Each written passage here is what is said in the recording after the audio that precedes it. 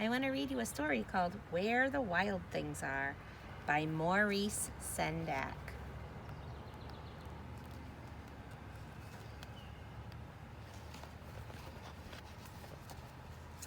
The night Max wore his wolf suit and made mischief of one kind and another. Oh, he's chasing that doggy. His mother called him Wild Thing, and Max said, "I'll eat you up." So he was sent to bed without eating anything. Oh, he looks mad. That very night in Max's room, a forest grew. See all the trees? And grew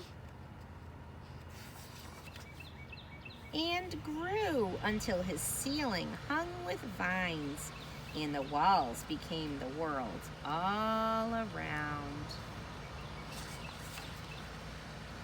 And an ocean tumbled by with a private boat for Max, and he sailed off through night and day,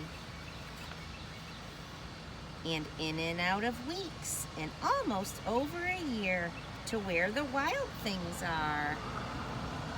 See his red boat? And when he came to the place where the wild things are, they roared their terrible roars, and gnashed their terrible teeth, and rolled their terrible eyes, and showed their terrible claws.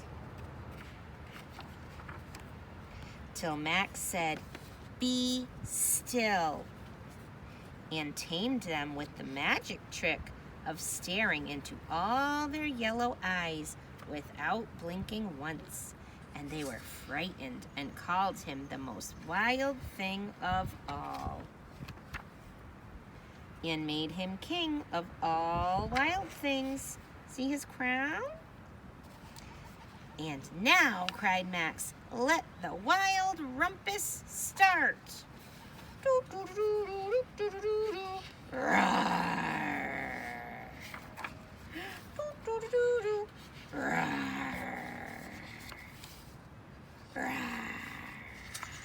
Whoa, look at all those monsters.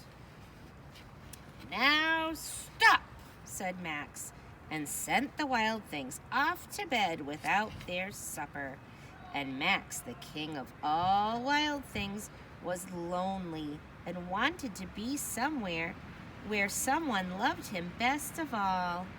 Then all around, from far away across the world, he smelled good things to eat.